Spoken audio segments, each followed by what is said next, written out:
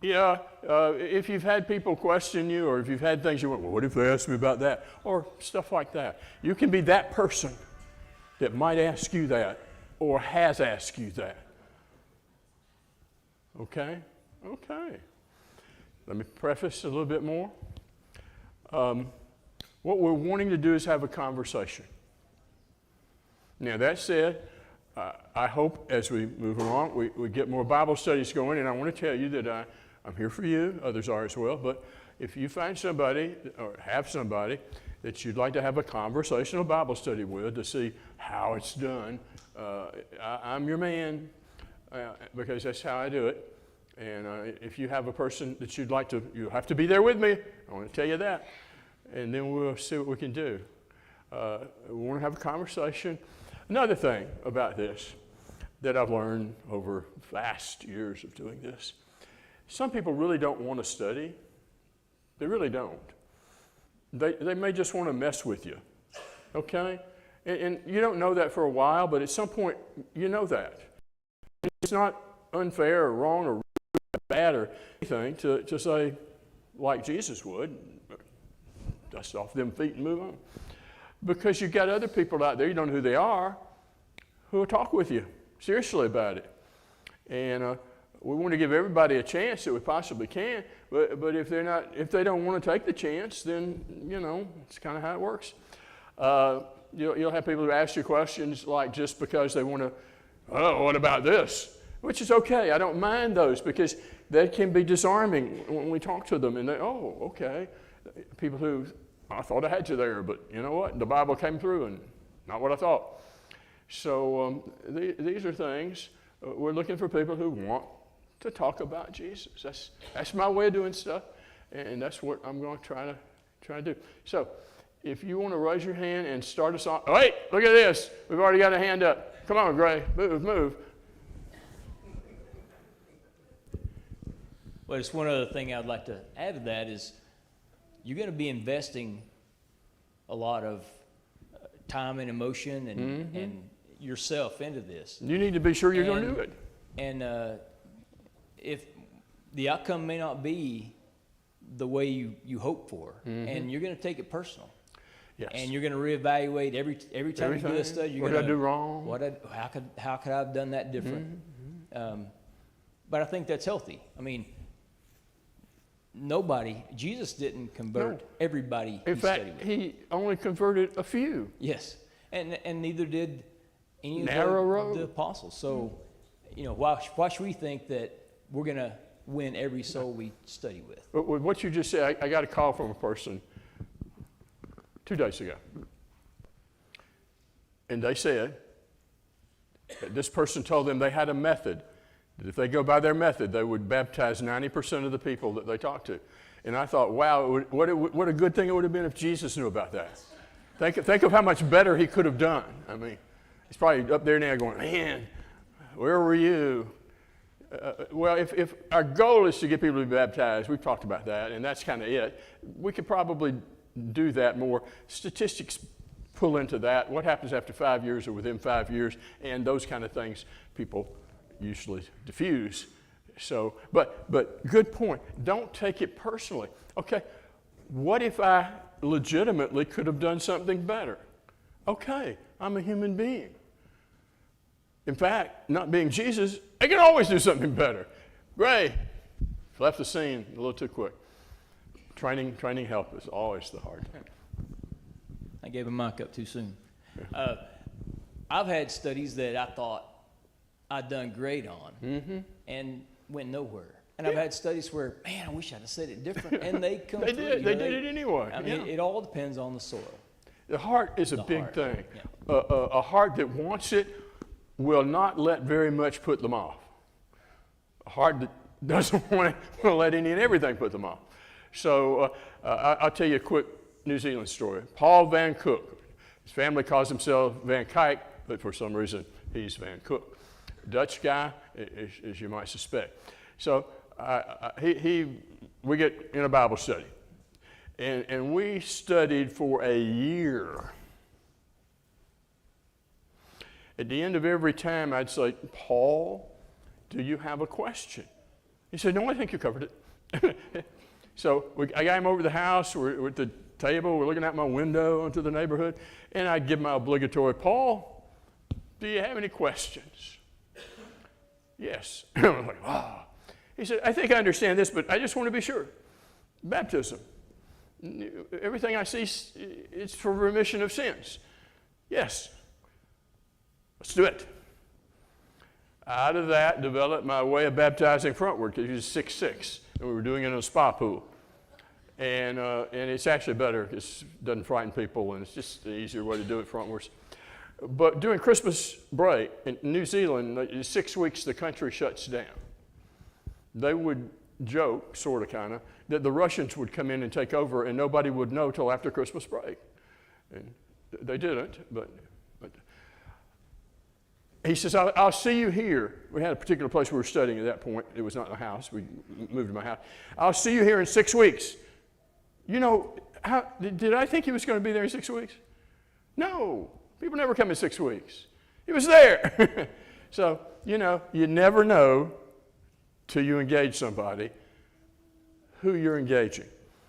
And if it takes a year, and you can say this is profitable and we're making progress, and you can read that, well, they're sincere.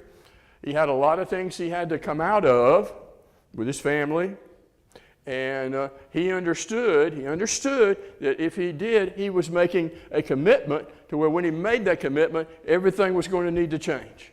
So he's weighing that carefully. So you never know. You never know. Okay, other hands out there? Don't do this to me.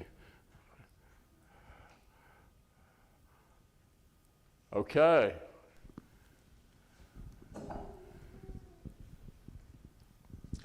This is how would you handle this question? Several years ago, I was at lunch at one of the plants, and I eat with this fella every day.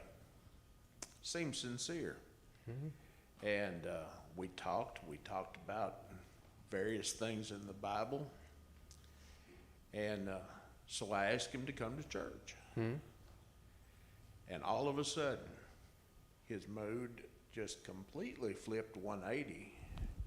And he said, I will if I can bring my guitar. And you said, as long as you don't play it, it's welcome.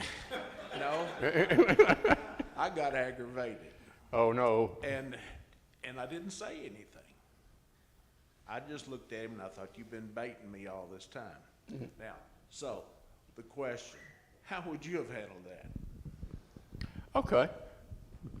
I'm you, and we're eating. I would say probably something like this. One of the things I think you'll enjoy about what we do is we sing a cappella. And by the way, a cappella, which he would know almost certainly means without musical accompaniment, actually literally means in the style of the church. Literally what it means.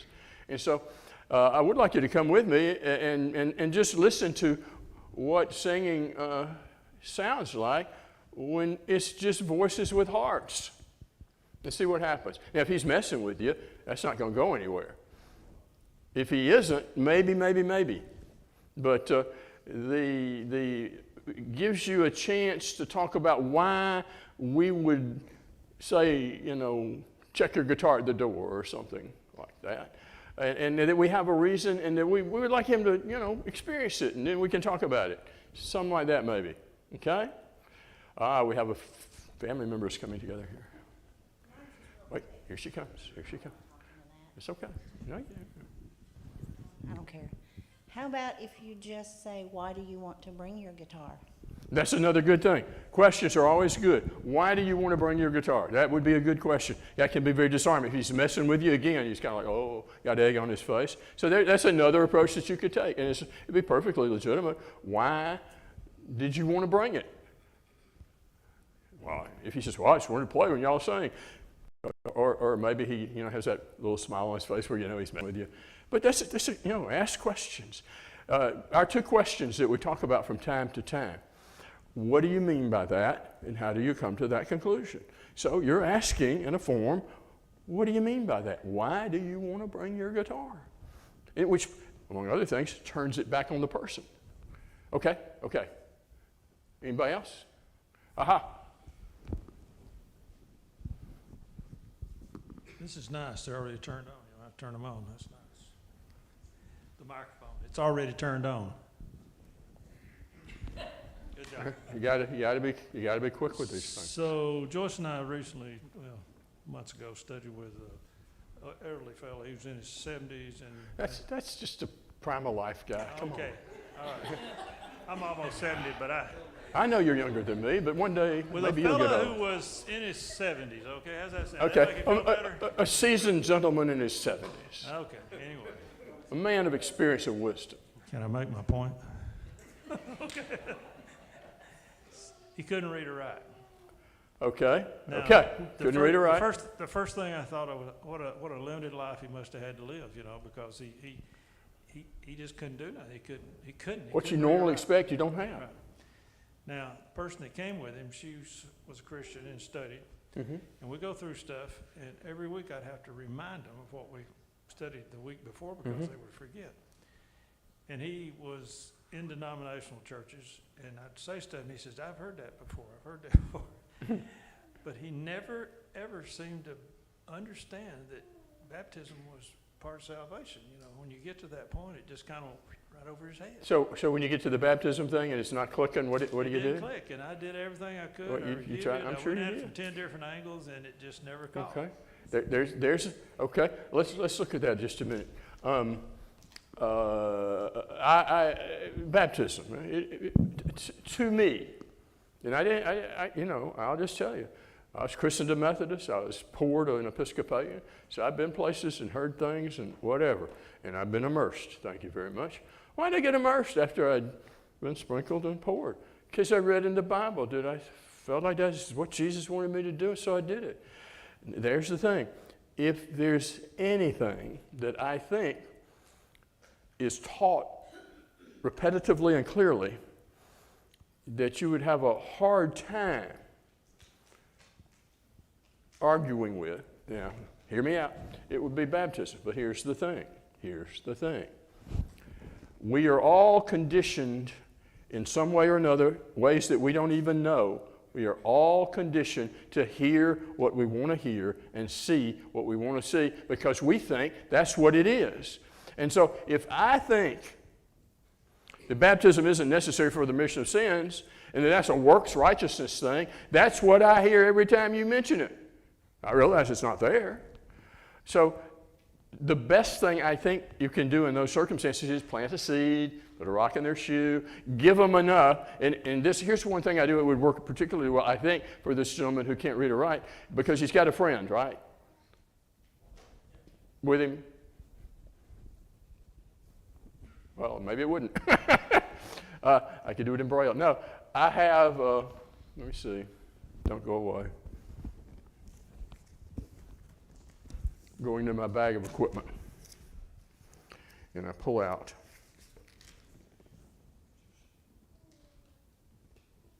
don't have to have a carry permit or anything. And when I'm going through a study with somebody, whenever I touch upon something that I want them to take with them, I write it down, I mind myself so I don't write in my usual scribble script and write legibly, and I will put at least one, no telling how many scriptures with it. I will tear it off. Now I can use my phone to take a picture of it. I will tear it off and I'll give it to them. I say, look over this before we come back together, please. Now, whether they do or not, I think I've had about 50-50 with people actually look at it. Or because they say, I was looking at that point. And when we talked about it, I didn't necessarily, but I see what you're saying now. Things like that. Because I don't have to have people stand and deliver right now. Give me yes or no. I don't mind sending things home with them to look at later, and then when they bring it back, I review it, and we start from there. I ask, do you have any questions about what we went over? And after they've had time to think about it, they often do. We have all the way up here. You're going to get your exercise going. Come on, up here. Yeah, just throw it. He's just very adept.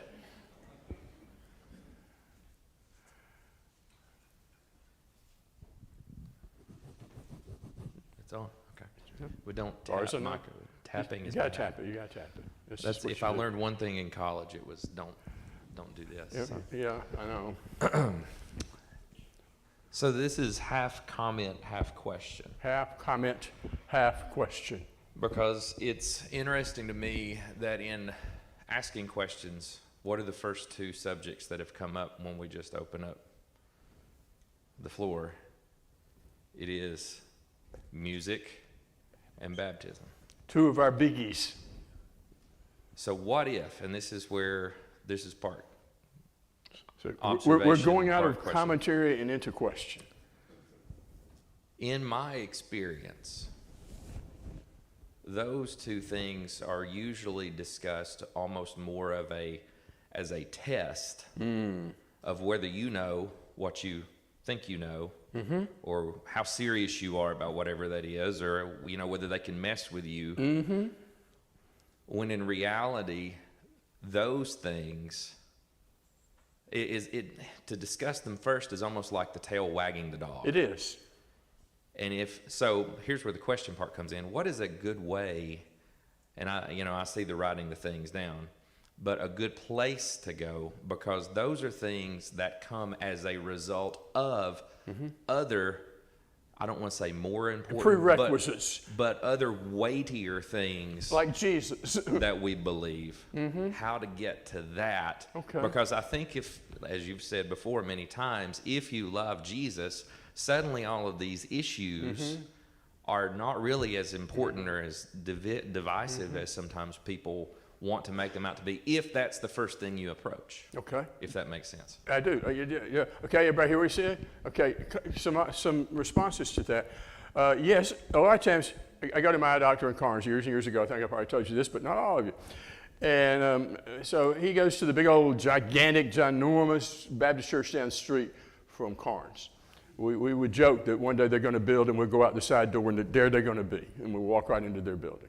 That may have actually happened, but so a lot of our people at Carnes go there, and what he does is he asks them about music and baptism. So guess what he asked me about? Music and baptism. Now, plugging into what you said before I finish that one up, Great Commission, Matthew 28, 18 through 20.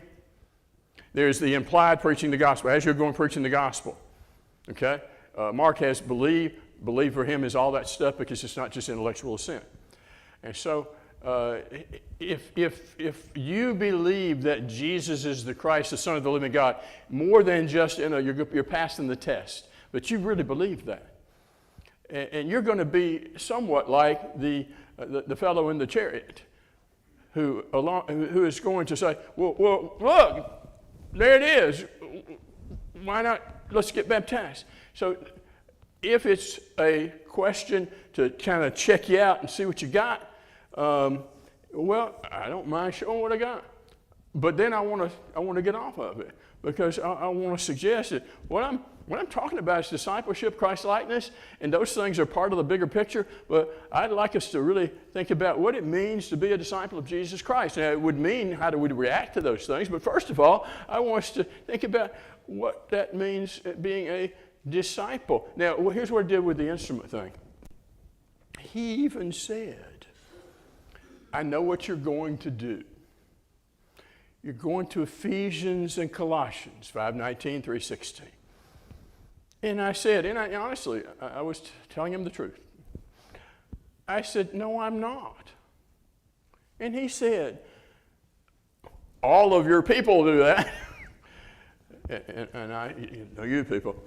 And I said, honestly, that's not where I start with this. So I went into first of all, those verses aren't there to discuss whether we should use instruments or not. That's secondary. That's implied. That doesn't mean they don't make the point, but it does mean that's not why the verses are there.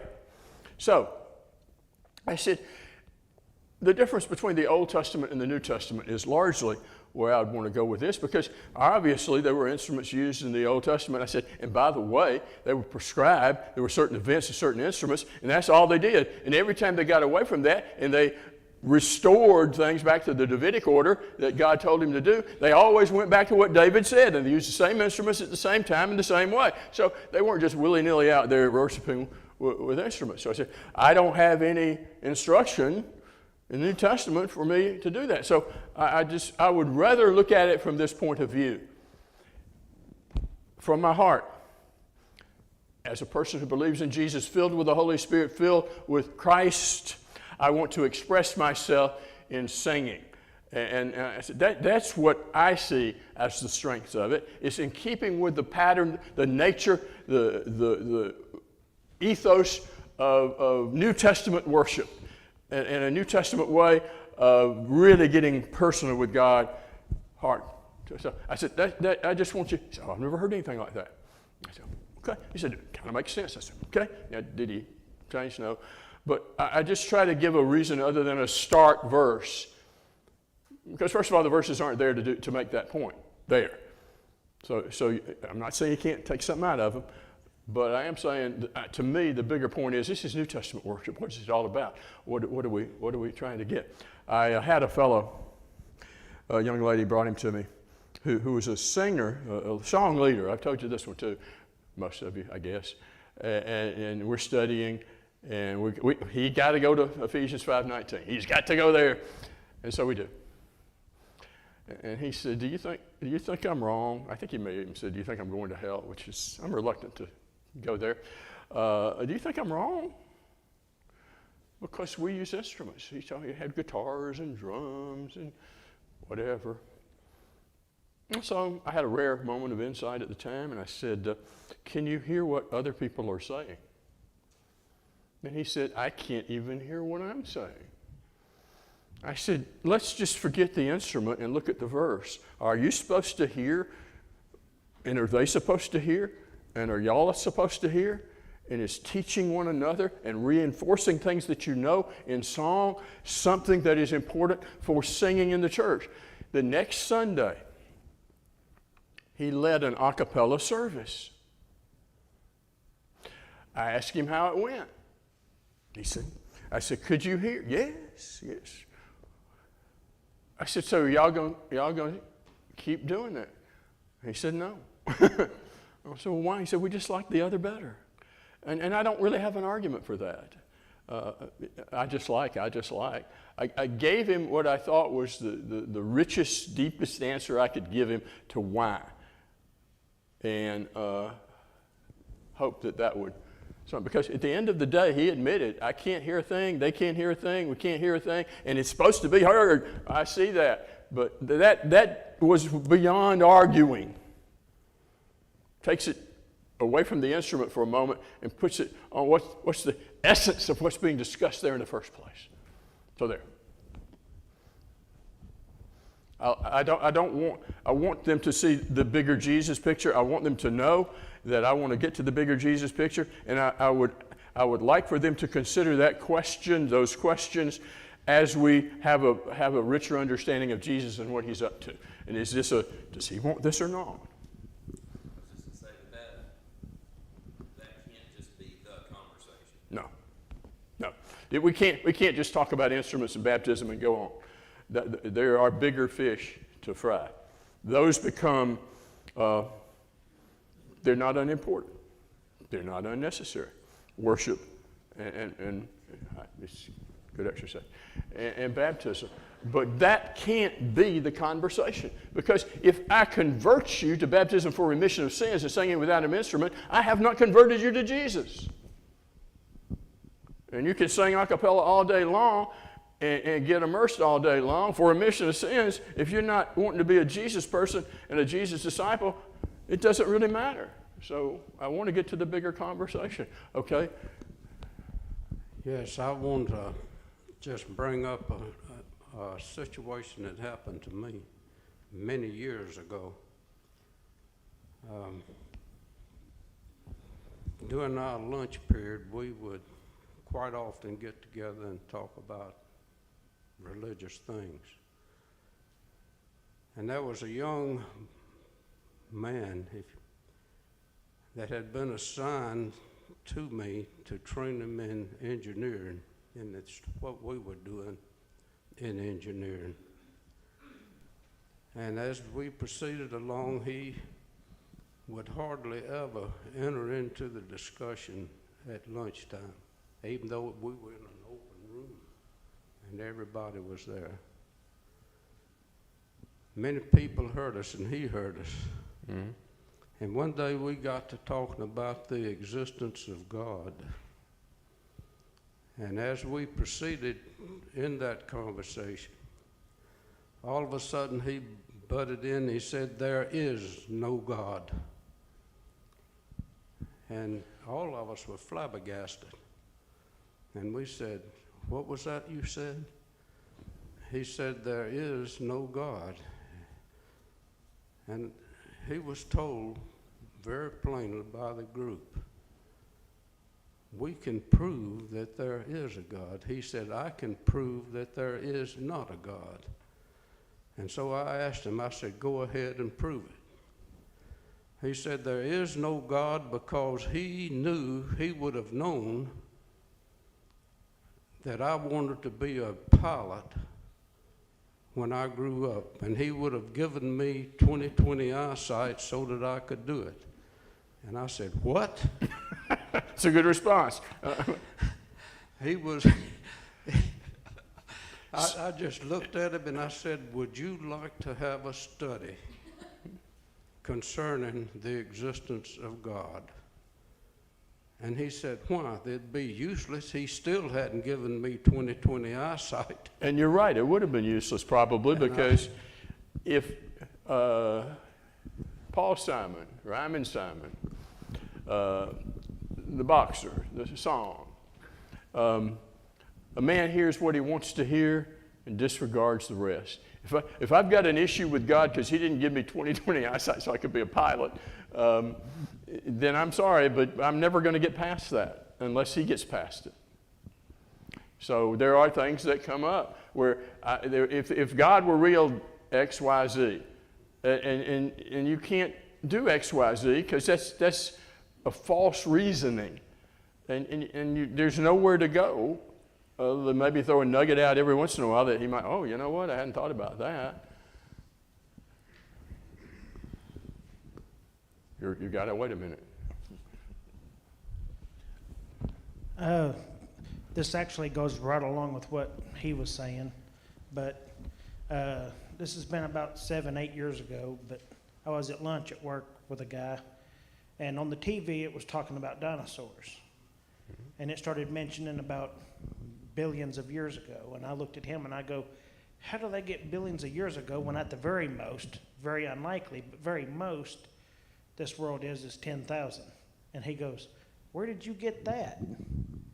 And I basically told him, "Well, you can look in the Bible and see that it's not billions of years old." And he goes, "Oh, well, the Bible's just, it's nothing. It's," and everybody at the table looked at him, and all of us was like, "Where can you get that? I mean, can you not see the trees? Can you not see all this stuff around us?" And it just comes out of nowhere. But he just would not believe. A lot happens at lunch, apparently, at work. Let's all be noticing that. Okay, I read a book a couple of years ago by a guy who went to the university. He was a scientist, and he was totally into Darwinian evolution. And he wrote the book, and basically what he said in the book was, when I stopped to think about it, I realized it couldn't be true. And I would agree, if you stop to really think about what you're talking about and what has to be the case in order for that to happen, you're going to, it makes this, well, you Christians have a fairy tale. You want me to believe this and that. No, you want me to believe 10 billion things, and it don't work. So, time. Okay, I'm going to tell you where I am on that. Got an elder in here, probably one out in the yard. If I can get a person to get past that by saying or accepting that without a God this couldn't be, I'm not going to get into the fine particulars at that point if I can get him to agree, you know what, this has to have a creator. And I'm not going to get into earlier or later. Or I just want to get into, you acknowledge that without God, this could not happen. If I can get to that place, I'm willing to move on and talk about other things and work back into that later. So the main thing I want to get is that somebody will say, you know, when you really stop thinking about it, for all this to just happen, kaboom, and there it was, that really, he hasn't had his question yet. Let's settle down, everybody. So I try to divert it from that to let's think about God. We talked about it some last week, a mind, a personality behind creation, because either it all came from nothing, it's always already been here, that won't work. And so we need a creator that's transcendent to it and doesn't depend upon it to exist. And can we philosophically go there and accept that? If we can, we can move on. If we can't, we can't. Art, you mentioned Colossians 3:16. I did. You did not mention verse 17. Which is an important verse in there. Whatever you do in word or deed, do all in the name Name of the Lord Jesus. So giving thanks to God in his name. we got a little girl over here, Cinderella Oglethorpe, that she's won the tap dancing contest, and she loves Jesus. She wants a place in our worship service Sunday. Tapping to her little praise feet off. Jesus and tap dancing. Now, why not? There we have a thing. It will require more, but there we have a peg, and that is verse 17. Whatever we do in word or deed, let us do all in the name of the Lord, as Jesus would do it or want it done. And so then we start looking at particulars and what's appropriate, because it doesn't mean that any and everything is appropriate. What's appropriate to what Jesus wants in worship? That becomes our question. And we put the spotlight on Jesus. How do you deal with people who, deal with the damage that has been done to people by Christians when dealing with someone that's their objection to organized religion, is the harm done to them by other Christians? Bad attitudes and such, or shortness, or, okay, good question. Every once in a while, because I'm on Facebook, I jump into a conversation that I do know better than to jump in. I seriously do.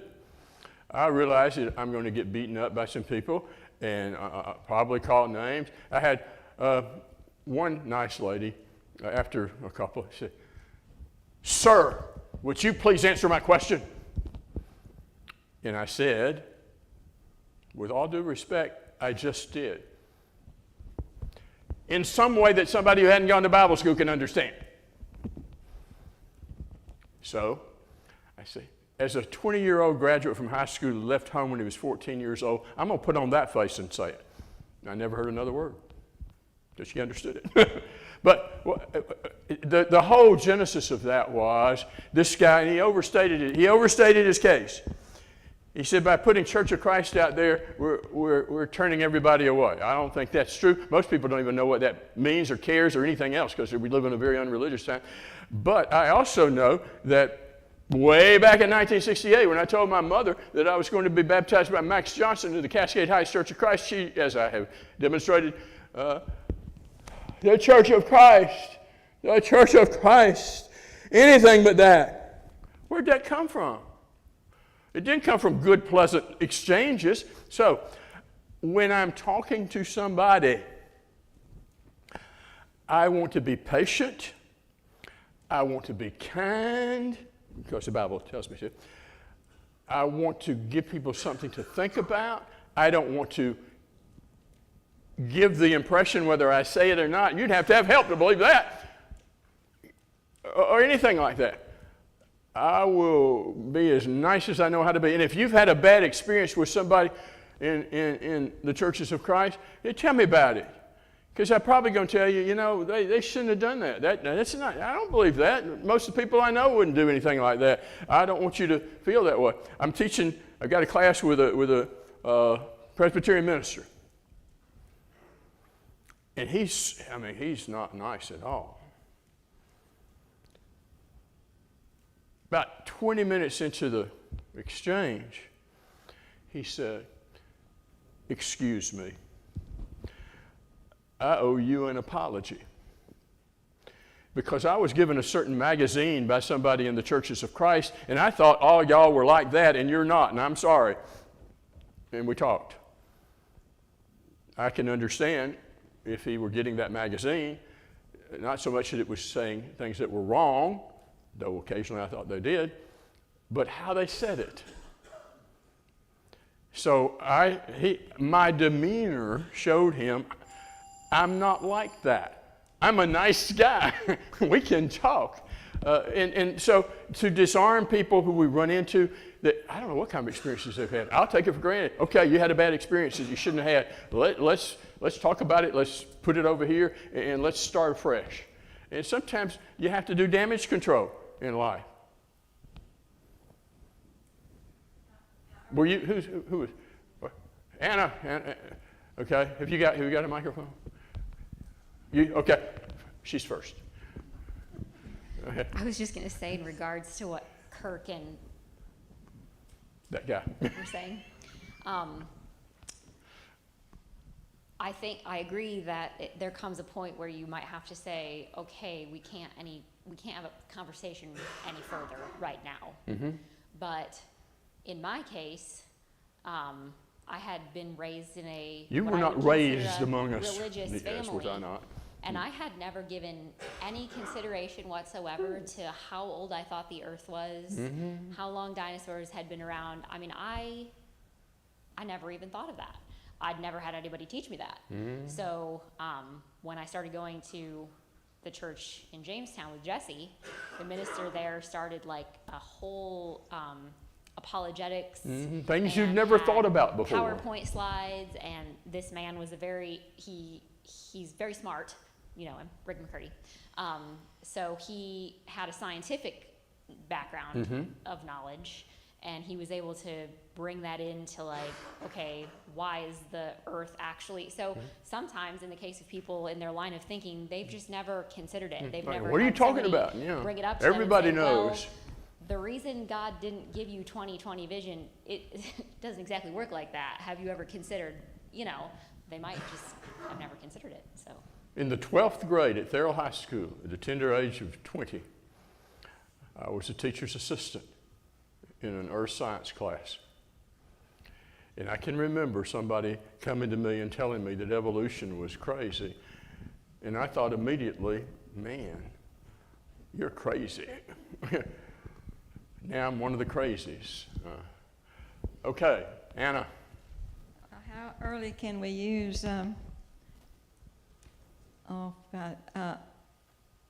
Ephesians 5:19, speak to one another in psalms and hymns and spiritual songs? Can you start there? Well, I would rather not start there because I don't think it starts there itself. It comes from somewhere and it goes somewhere. It's in the middle of it. That said, yeah, I'll talk about it. I talked about it to this guy who went and led an a cappella thing. And yeah, I talked to my dentist about it. But when I'm starting the study, my first thing's not going to be, let me tell you how we're different from you, and let me show you what the Bible says. I want to get there, but I will get there after I have what I consider to be a better foundation in Jesus, to where they're going to have their Jesus ears up to listen to things. 3:17. He's gone. Okay, Well, real quick. yes. Just the scientific perspective on things. Having studied a lot of apologetics and even having the chance to teach science for a couple of years, one of the things that I have come to the conclusion of is that, number one, if you come out of the gate with an age of the earth, they're going to think you're crazy. So that's probably not a great starting point. That's what I would have thought. I mean, true or not, that's probably not a are great. you kidding? Don't you know evolution is true? But apologetics is something that at some point does need to be addressed. I think it works better in a class setting like what you were talking about, to where you can really in depth look at things, because it's definitely not going to work in little bullets of information. Where I've come to is, and feel free to go wherever you want to with this. I don't have time. I know. Next week then. Oh, yeah. If we can come back to prophecy and predictive prophecy, And eventually we can get to science in the Bible. Yes. But it's really, then you're on the Bible's terms Yes. again. If you're dealing with the scientific realm, you're dealing with a realm where things, Literature out there to the. it's a moving target to begin with. Yes. Because scientists will change their mind in the Yes, next they 10 do. years. We read about it in the paper all the Because time. that is the nature of science. It's observation. And as we learn new things, our observations change. So if we can come back to what the Bible says, predictive prophecy is a really difficult one to get around. It is. Excellent point. Because you know what I think the best apologetics is? The Bible. And predictive prophecy is an enormously convicting thing if you will let it be. How in the world could all of these things flow along and get fulfilled unless there's somebody behind all of it sorting it out? And it can't be. So one of my things is to try to get away from some things for a while. We'll get back to them. I always say, I write down on my pad, we'll get back to this. And I do. But I would like for them to entertain predictive prophecy, because most people who say that would also say, well, the Bible's foolishness, a bunch of myths, a bunch of this, a bunch of that.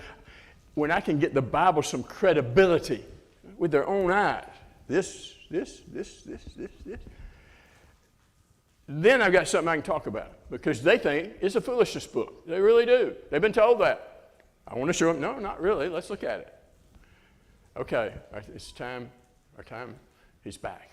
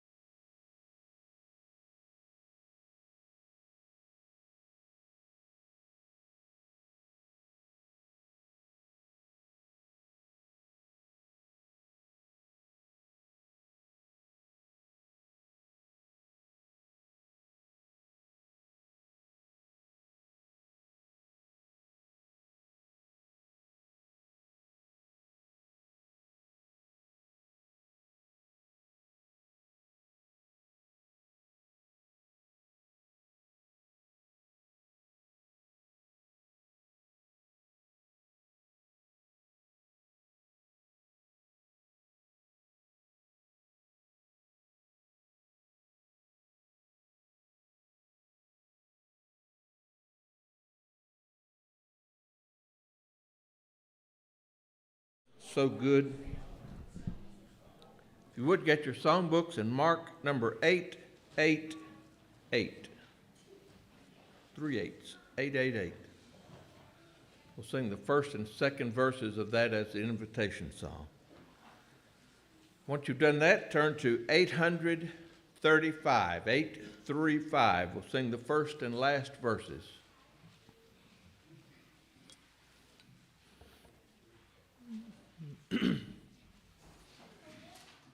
Oh, how sweet will be to meet the Lord when he comes in glory by and by. What a song of praise will be outpoured when he comes in glory by and by. How sweet, when he comes again in the sky. What joy, when he comes in glory by and by. I am longing for that happy day when he comes in glory by and by. For with him I hope to soar away when he comes in glory by and by. How sweet, when he comes again in the sky. What joy, when he comes in glory by and by.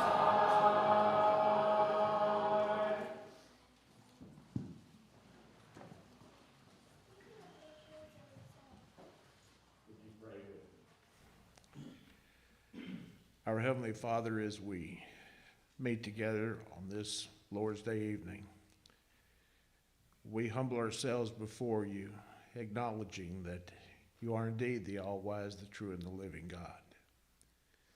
We're thankful, Father, for all the many wonderful blessings